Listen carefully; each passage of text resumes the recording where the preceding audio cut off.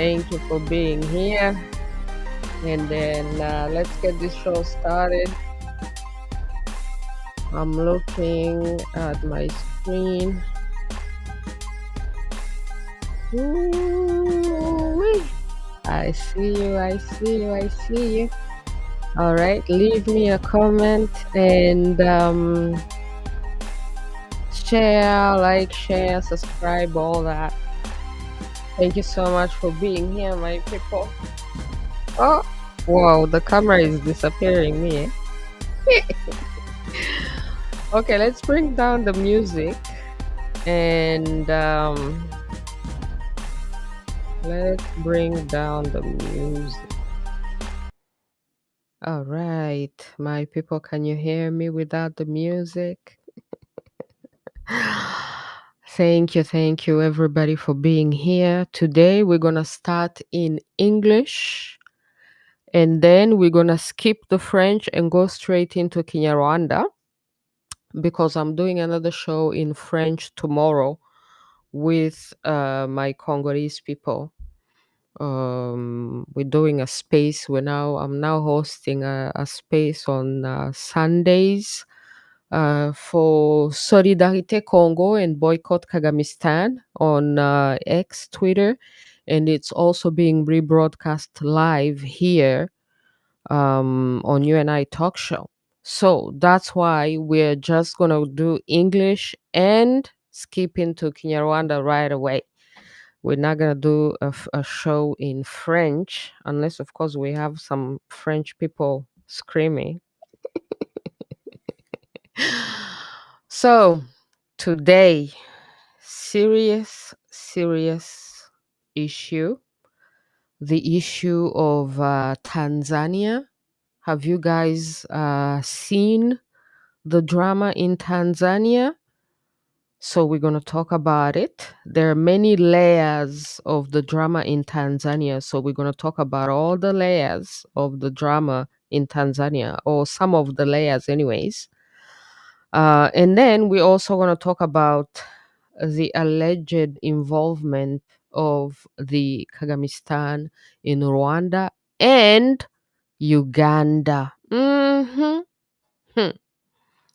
So be warned, my fellow Africans.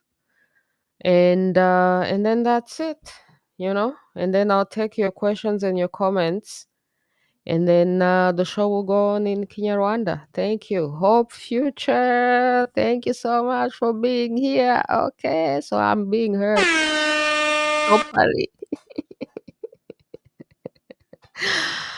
All right, then let's get this show started.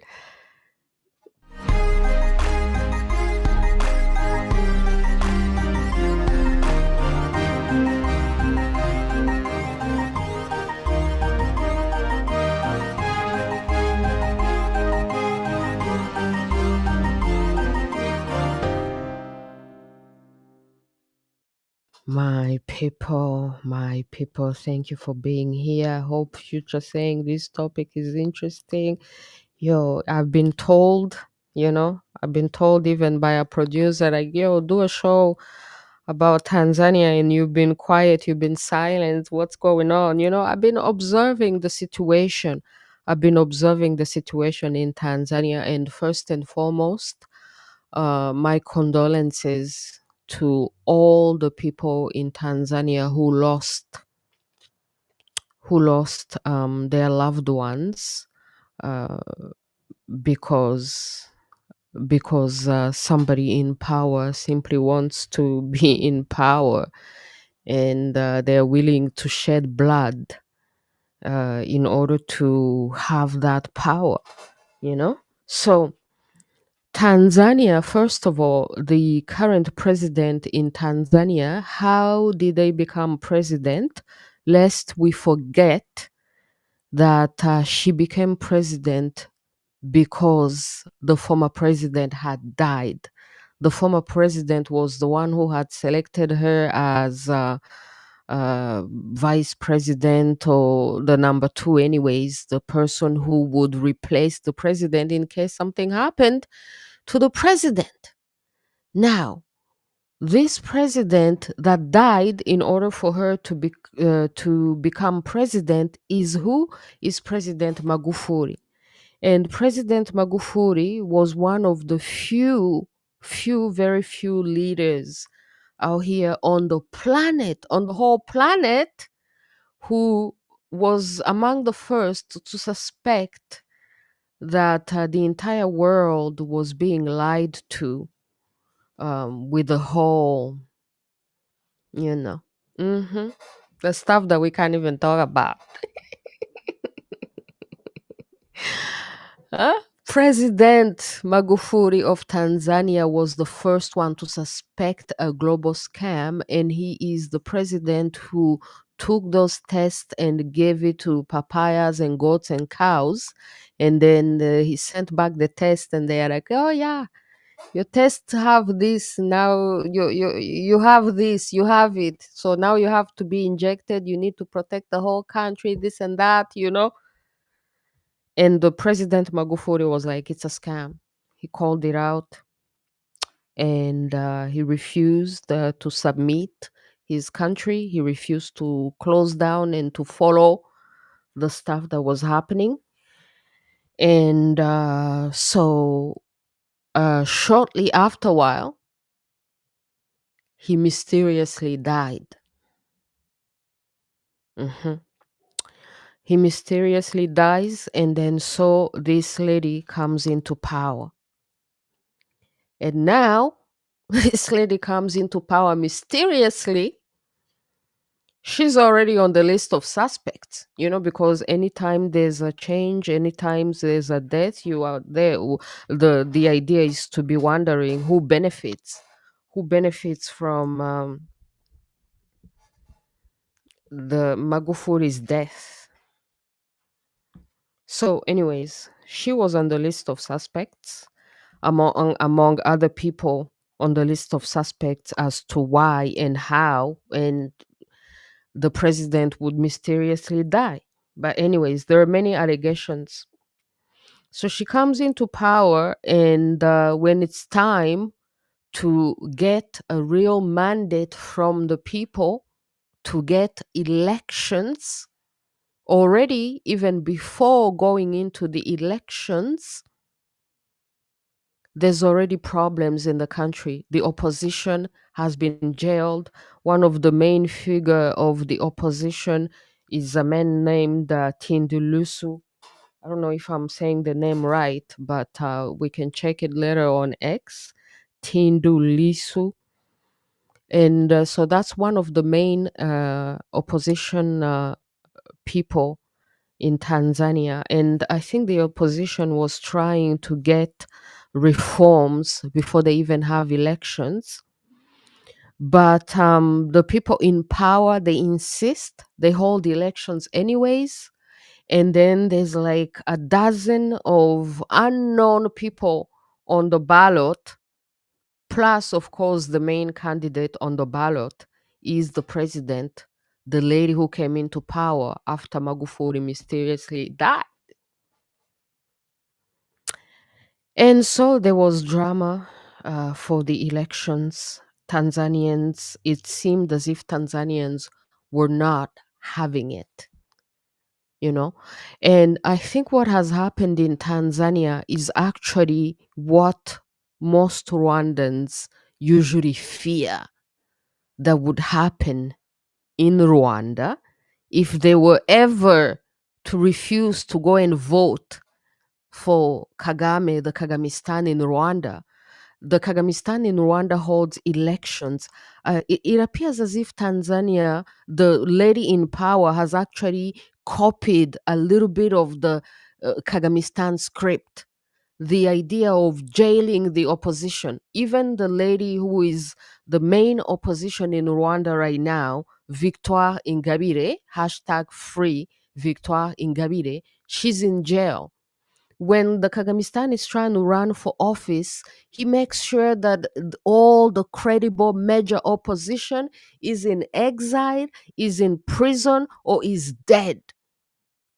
And then the thing he gets is that Rwandan people do not rise up and say, We are not going to go and vote for you. We are not going to go and support this scam election. Because Rwandan military, the Kagamistan criminal dictatorship, they already put it in the psychology of Rwandans that you must go vote, and you must vote for Kagamistan, or else you are dead.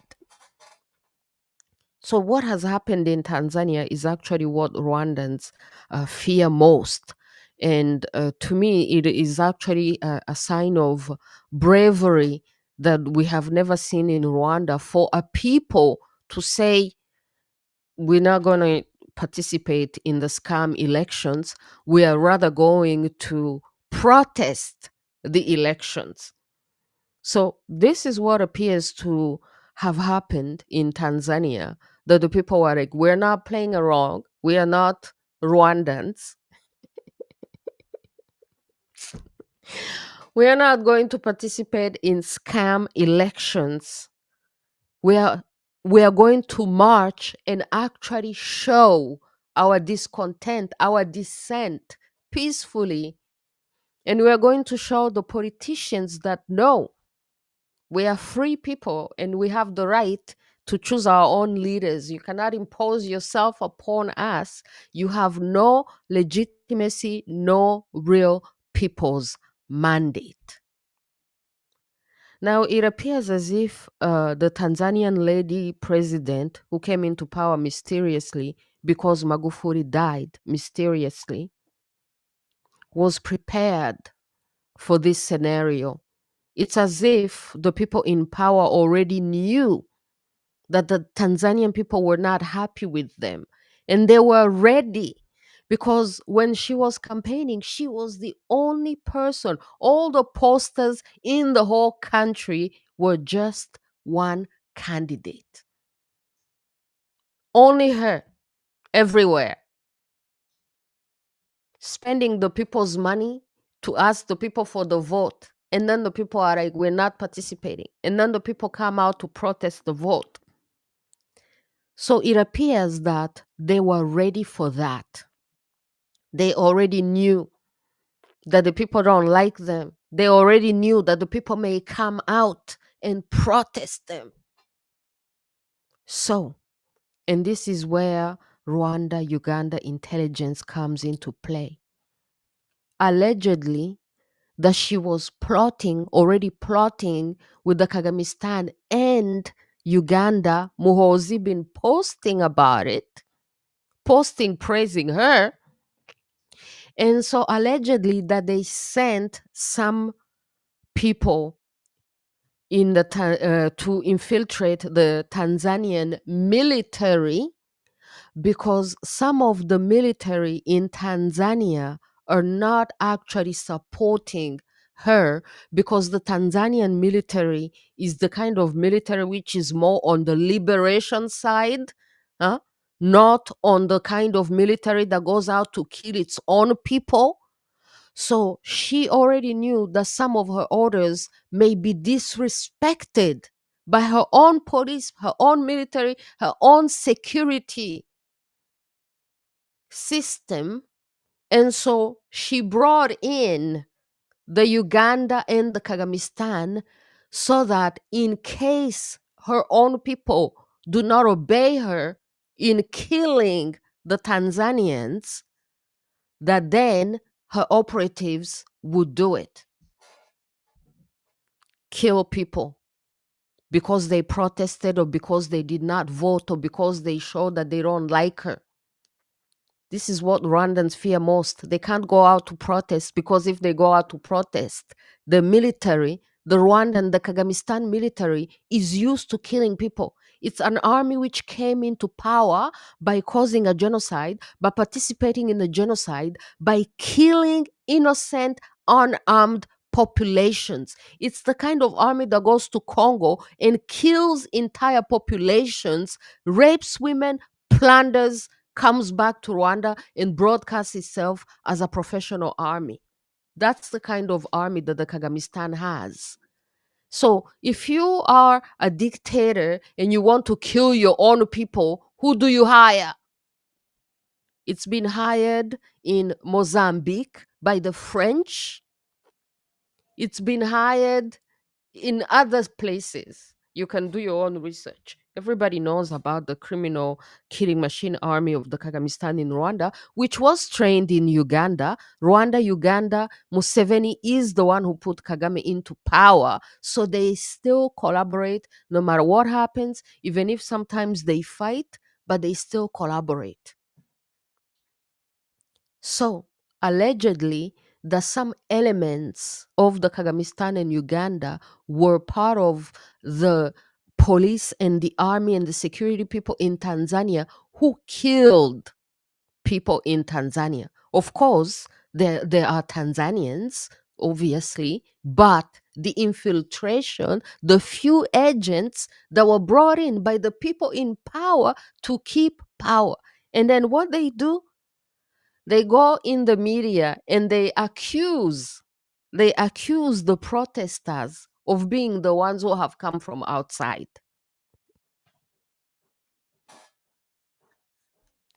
The thing that the people in power themselves are doing, they accuse the people, the unarmed population, of doing that which they are doing.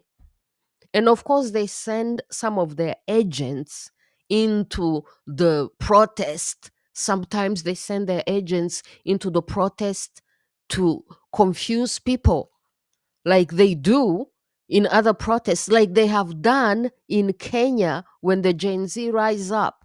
And then all of a sudden, the people in power, they hire some goons to go and mix themselves in the Gen Z to discredit the genuine aspiration of the people and the genuine peaceful protest of the people.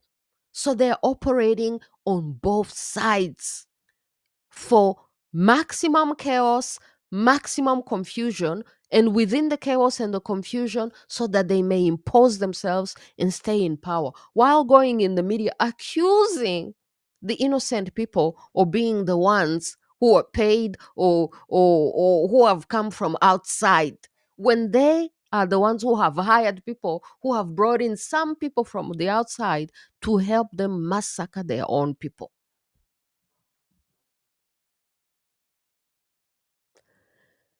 So you can ask the people in power who are accusing the protesters to have come from outside. Ask them. This is the question to ask them, to really know who died, who is crying, who is crying right now in Tanzania, who is crying. It's not the Rwandans, it's not the Ugandans, it's the Tanzanian people. So if you are to accuse people, the protesters, that there are some protesters that have come from outside, where are those families? Where are those people from outside out there who are crying that their people have been killed in Tanzania in the protest, in the young people? No, it is Tanzanian people who have been crying, who have been burying their dead. And they're even forbidden to bury their dead. Even the people who were shot and then they were just hurt, they took them straight to the mortuary. Reports by Larry Madowo on CNN. You should watch it. I'm gonna screen share soon and have you watch it. Some of it. So, who has died? Who is missing their children? Hmm? If there were people who had come from outside, how come it is Tanzanians, only Tanzanian families, who are crying about their children? So they cannot claim that people have come from outside when all the people that they have killed and all the people who are missing are Tanzanians.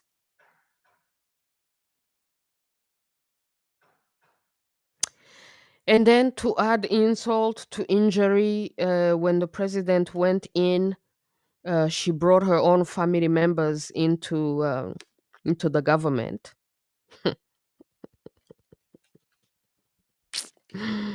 Imagine, imagine imposing yourself upon your people, killing their children, and then after killing other people's children, you bring your own children and your in-laws into the government, and even bring former President Kikwete's son into the government as well, because Kikwete is supporting the lady president, and so this is where it gets a bit another layer of confusion, is because some people say, "Oh, uh, the Kagamistan was against Kikwete, and Tanzania helped Burundi resist against the Kagamistan." So the Kagamistan and Uganda may not be involved in Tanzania. Do your research. Ask people on the ground. Ask people on the ground. Who are some of these people who are going door to door killing Tanzanians? Hmm? Because there has been allegations that it was Ugandan soldiers of the criminal dictatorship of Muhoozi and Museveni and the Kagamistan killing machine soldiers. Do your investigations. These are allegations. So the first layer, there are many layers in this issue before we move into KinyaRwanda to consider, is that the Kagamistan always plays both sides. He is capable of, yes, being plotting with the people in power and also turn around and go cause chaos in the protest, and also turn around and seek to infiltrate the opposition in order to pretend like he will help the opposition get into power. And so when they get into power, he wins as well. The kind of double players who plays both sides, just like some people out here, the Americans in their foreign policy, how they play, in order to make sure that no matter which side wins, they will be winning anyways. So watch out, Tanzania. Watch out, the opposition. Watch out, the protesters. Watch out, the people in power. So, because of this hunger for power, people are willing to plot against their own nation. It's also been alleged that the lady in power has sold Tanzania to some Arabs, the access to the ports. And we just saw the leader of Qatar go to Rwanda, visit the Kagamistan. Huh? Plotting with foreign powers out there against your own people. That's one layer. And then the other layer is the Kagamistan and Uganda and Museveni. And then the other layer is the Zanzibar and Tanganyika Union. Because apparently the Zanzibar Tanzania, the Zanzibar Tanganyika Union is what gives us Tanzania. Tanzania being the bigger land, obviously, because Zanzibar is a tiny little island. Usually, apparently, in the country, the president is supposed to be someone from the mainland that represents the majority of the whole country. So, the, the only reason why this lady was in upper uh, levels of power was also to bring that little balance and unity. The president is from Tanzania, Magufuli was from Tanganyika, the mainland, and the vice president is from Zanzibar. That was her. But apparently in Tanzania, they wanted so that the president cannot be from the little island of Zanzibar, because then a tiny little portion of the country is controlling the whole country, you know? So, and apparently there's also that layer in this politics because the lady president keeps wanting to bring in her people from Zanzibar who will play into that regionalism, and then instead of following the whole Tanganyika Tanzania interest, they follow just their little, little clan, little region interest, So that is the other layer of this conflict in Tanzania that is being played out because this lady is being accused of uh, um, doing things that are unbalancing the union itself, like endangering the union of Tanganyika and Zanzibar itself by the behavior of killing Tanzanians on the mainland and then bringing in a lot of people in leadership from her little island.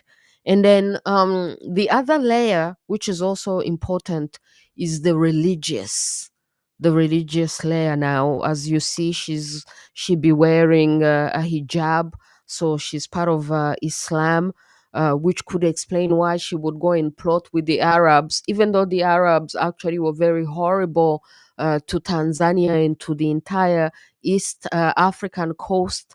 They started slavery upon the Africans. They committed horrible, horrible crimes. They would castrate black men. You can still see it today by the fact that they still mistreat black people so bad that they continue the slavery and the enslavement. And actually, the Kenyan president and the first lady were accused of participating in the slave trade, exporting workers that are being mistreated in the Arabs countries. So there's the religion layer as well, where when now people are trying to denounce her, they are claiming that, oh, it's Christians who are denouncing her because she's a Muslim. But no, it's bad leadership. And now some people who are part of Islam may want to support her because it's like, oh, yeah, she's a Muslim, we're supporting her, completely missing the whole point of good leadership, democracy, fair, transparent elections, and in order to find the leadership. And then, so some people have been saying when they used to, one particular lady activist that I'll show you when I share my screen, she was saying that, oh, I used to criticize Magufuli, and Magufuli was a Christian, you know. So Magufuli, who died mysteriously, was a Christian. This lady used to criticize Magufuli and she's a Muslim. How come when she was criticizing Magufuli, the president, the Christian president, nobody was accusing her of being anti-Christian? But now that they're criticizing a Muslim president, they're accusing her of being anti-Muslim, and the Islamist people are already talking about cutting off people's heads. Can you imagine? So all those are the layers of what is happening in Tanzania.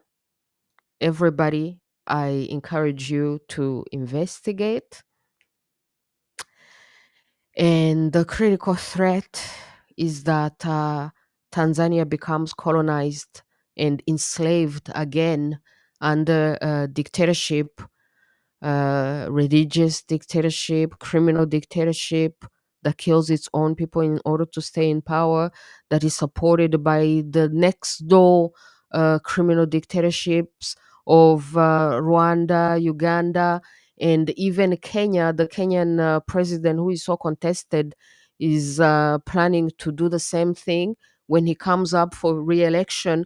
And Kenyans have been saying one term, but he wants to impose himself upon his people, no matter how much dissent he has.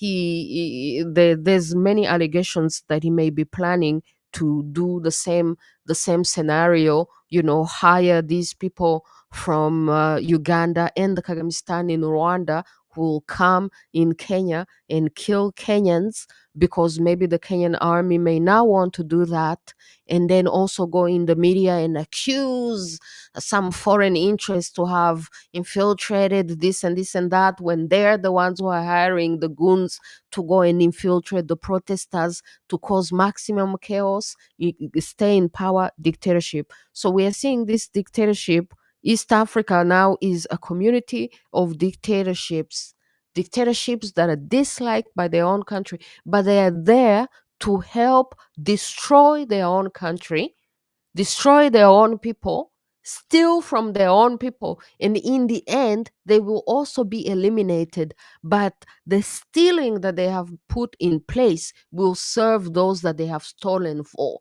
and Africans will find themselves to be slaves and colonized again in their own land.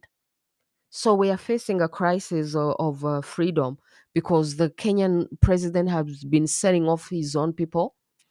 Tanzanian now setting off their own people. Uganda,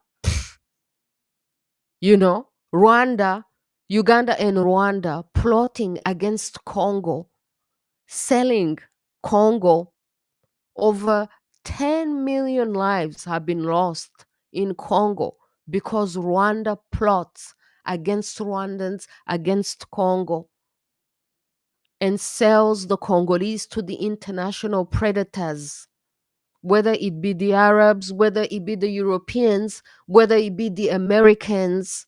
Rwanda is a criminal dictatorship. The Kagamistan in Rwanda is a criminal dictatorship that is used to destroy our fellow Africans. They have been doing it for years in Congo. And rest assured that if they have an opportunity to do it in Tanzania, they will do it. Tanzania falls, Burundi falls, Kenya falls, Congo is struggling. All this because of these little dictators being used to sabotage everybody else. So I want everybody to wake up and realize the different layers.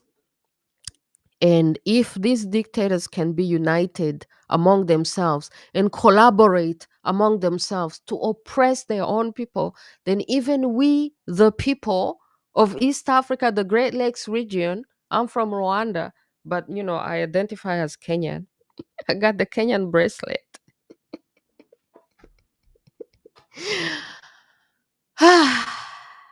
Yo, man, let's also be united, because the dictators, the enslavers, the house Negroes, they are united in seeking to enslave us and to be house Negroes and to just sell us.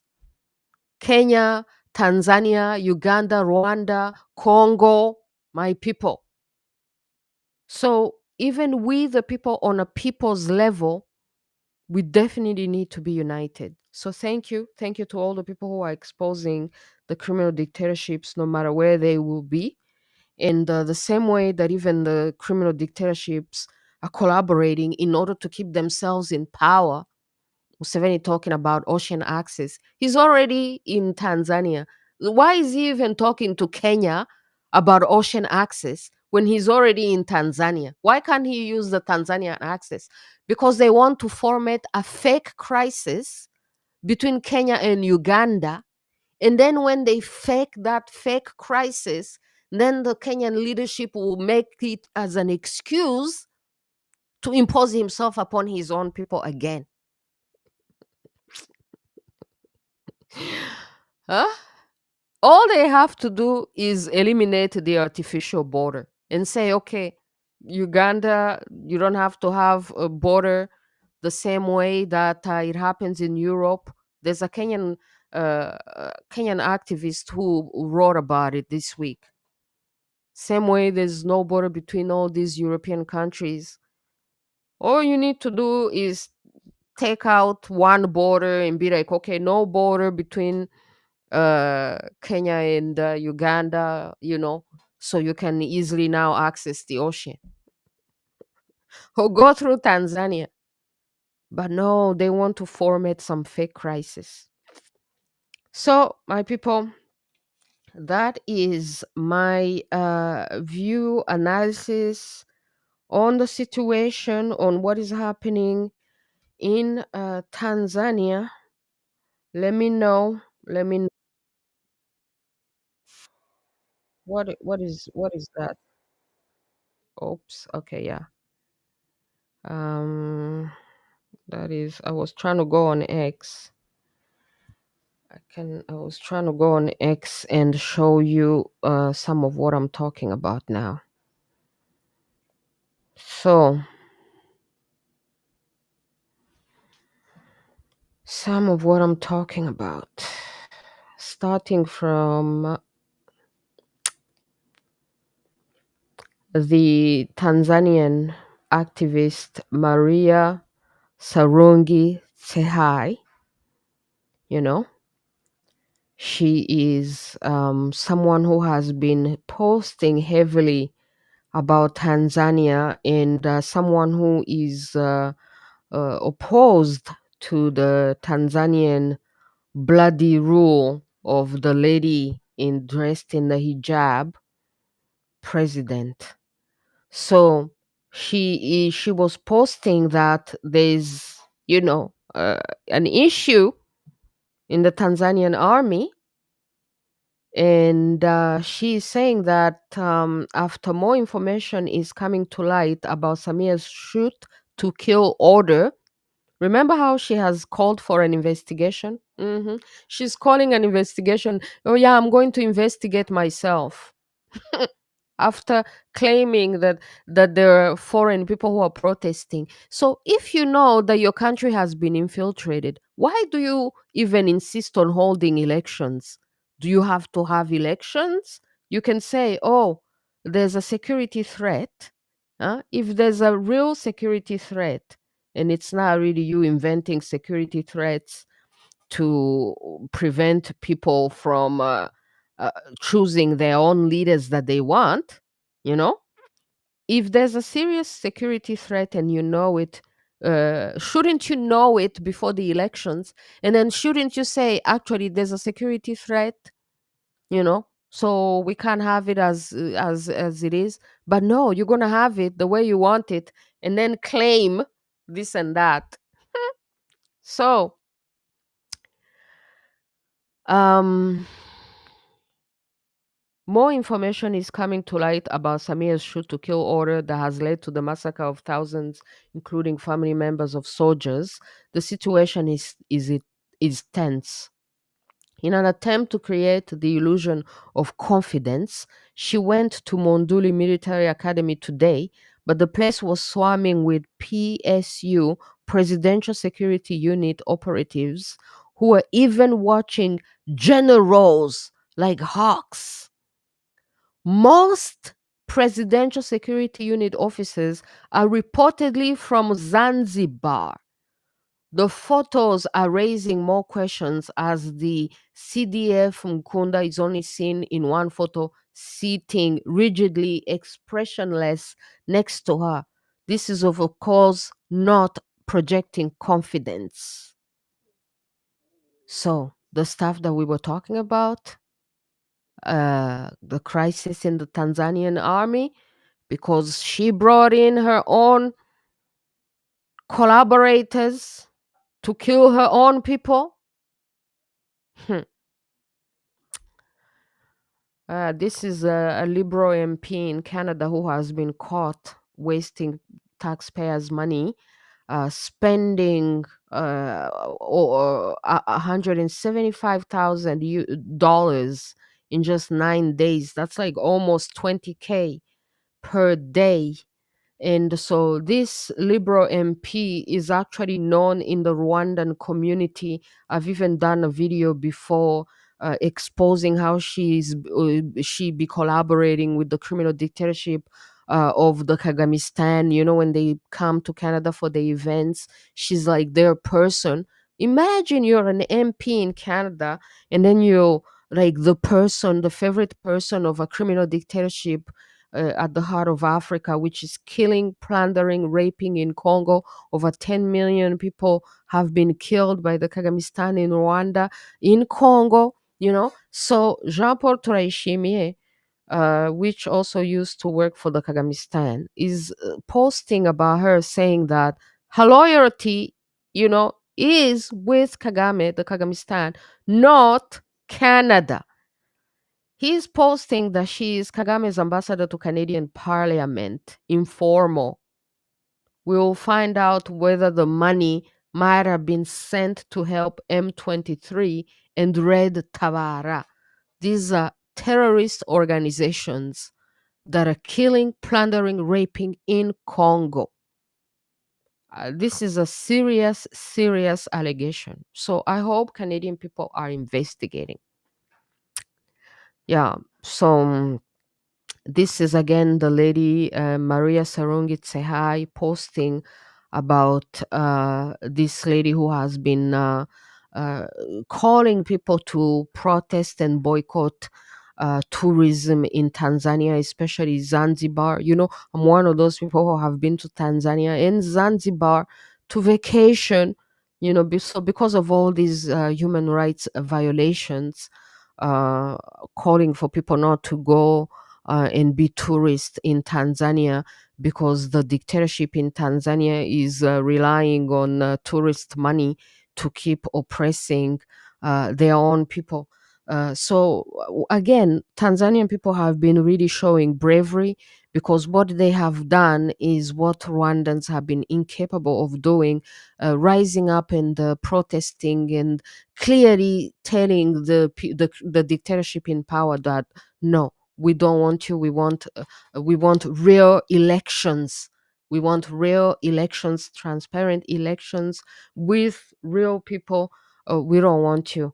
So I congratulate Tanzanian people on this thing, And this lady is also denouncing how some people have gone and built Kilimanjaro, who have seen its beauty, the tourists who have people have went and built a hotel in Kenya, interfering with the migration, but we'll come back to that some other time. So this is the other concerning thing that we can end with. These are some Islamists in Tanzania now threatening that they will be cutting people's heads off, because the president is from Islam, and they are supporting the Islamic president, and they don't care about democracy and freedom and all that. Because of Islam, they are threatening people of now cutting people's heads off. But Tanzania is not an Islamic country. Tanzania belongs to all Tanzanians, and Tanzania is a democratic country that has been thriving peacefully and democratically. And to see Tanzania going down the dictatorship road is really heartbreaking. But we encourage Tanzanians to keep being brave, and we encourage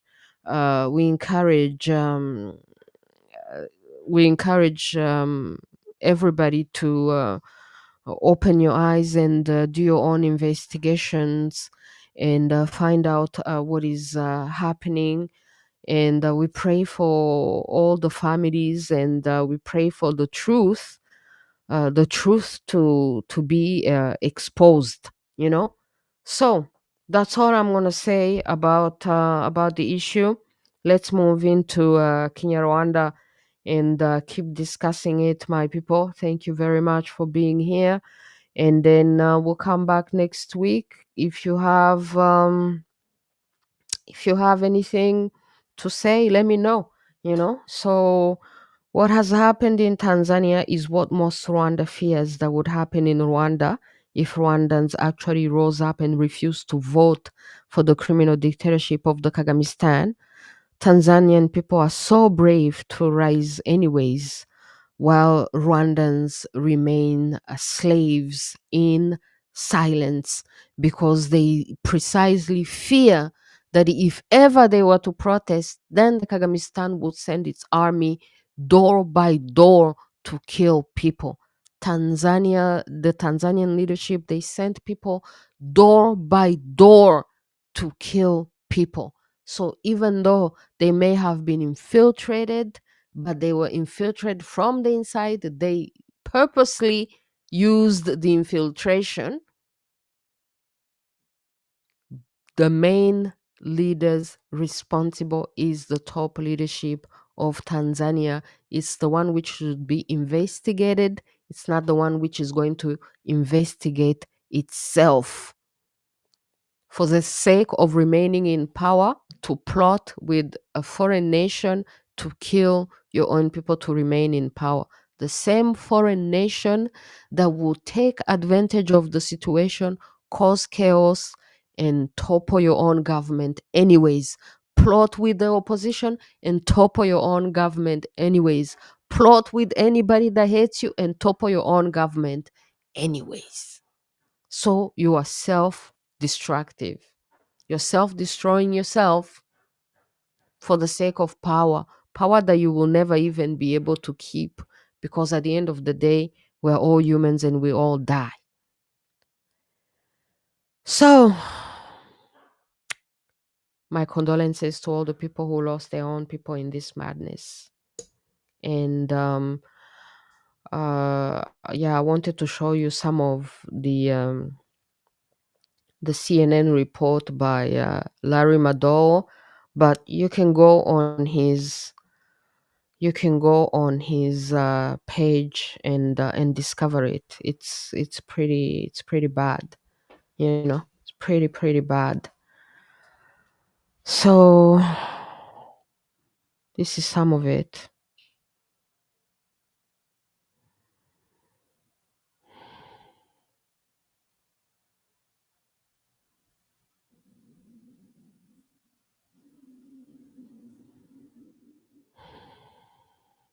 Husband and 2 young children. A CNN exclusive investigation has found evidence that Tanzania police killed protesters.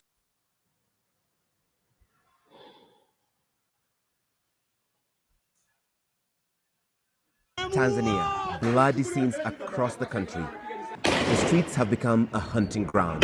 This is what the police have done to the people. Security forces crack down on protesters, angry at the government of President Samia Suluhu Hassan amid claims of an unfair election. 3 weeks on, the true scale of the bloodshed is still emerging. In an exclusive investigation, CNN analyzed dozens of videos showing protesters shot and found evidence linking security forces to the killing of civilians, as well as signs of mass graves that conceal the extent of their brutality. The main opposition party says at least 2,000 people were killed during the week-long protests. We know freedom in my country. Why are you killing us? With eyewitnesses now too terrified to speak out, CNN, alongside open source investigator Benjamin Strick, has examined what happened across the country. In the city of Arusha, forensic analysis of video reveals how 2 people died near this intersection. It's mid-afternoon. A group of protesters gather at this corner as armed police approach. Note the man in the red t-shirt holding what appears to be a rock, who we'll come back to. At this point, the police are here on the map. 2 minutes later, chaos as people run down the street. The police advance to the intersection. Then, shots ring out. The woman in purple, carrying a stick and a rock, is hit by a bullet in the back. You can see the hole in the fabric of her shirt here. She falls instantly. People try to help her. As she lies bleeding, more gunshots. A minute later, across the street, a group of men takes cover, among them the man with the red t-shirt. From a video filmed on the other side of the road, we can see police in now position at the intersection around 100 meters away. A protester shouts profanity in their direction, and then the man in red is shot in the head. Audio forensic analysis of these videos confirms the gunshots that killed both of these protesters came from the direction and distance of the police position. The woman in purple died from her injuries in the street. She was 3 months pregnant and was a breadwinner for her husband and 2 young children, according to a source close to her family. The man's wife shrieks in grief over his lifeless body. These 2 lives lost are just a fraction of the bloodshed across Tanzania over late October and early November as the government tried to stamp out the protests. In Mwanza, Tanzania's second largest city, grim scenes outside the regional hospital. Bodies piled up. One doctor who was too afraid to speak on camera told CNN the morgue was full from those killed during the crackdown, saying on one day alone there were, quote, 4 trips with piles of dead bodies taken to the mortuary until it was full, just for others to be piled outside. He said when doctors tried to save the wounded, quote, the police would refuse and take them to the mortuary directly for them to die there. In Dar es Salaam, another morgue overwhelmed. The government called this video fake, but CNN verified the location as Mwananyamala Hospital. One woman told CNN she recognized her missing brother among the dozens of bodies spread across the floor. The scale of the killing may never be fully revealed. Police are accused of dumping bodies in mass graves in an effort to conceal numbers. At this location north of Dar es Salaam, a video shows a wide area of freshly turned soil. This matches testimony shared with CNN that young men were ordered to dig the site for mass burials. While CNN cannot independently verify the existence of mass graves, satellite imagery at the Kongo cemetery before and after the protests shows disturbance in the soil which supports the allegation. The Tanzanian police and government have so far refused to confirm a death toll and dismissed the opposition's numbers as, quote, hugely exaggerated. They did not respond to CNN's request for comment for this story. For this devastated family, a burial of their missing loved ones' belongings is the nearest they will get to closure for now, as the final fate of so many of Tanzania's young people remains unknown. President Hassan has launched a commission of inquiry into the unrest across Tanzania, but she drew new outrage by suggesting that the protesters were paid to go on the streets. Hundreds of young people have been charged with treason, an offense that carries the death penalty if found guilty. Larry Medowo, CNN, Johannesburg. Yeah.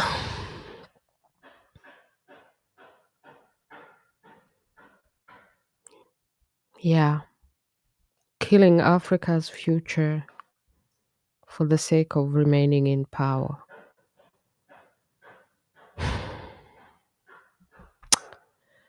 All right. All the best, Tanzania. My condolences to the families. So let's move into KinyaRwanda and keep talking about it. I'll come back to this later. All right. My people, tugere mu kinyarwanda iminsi myinshi tugiye kuganira ku biri kuba muri Tanzania n'ibindi byose mwaba mufite. Ni open mic, abafite ibibazo, abafite comments mumbwire.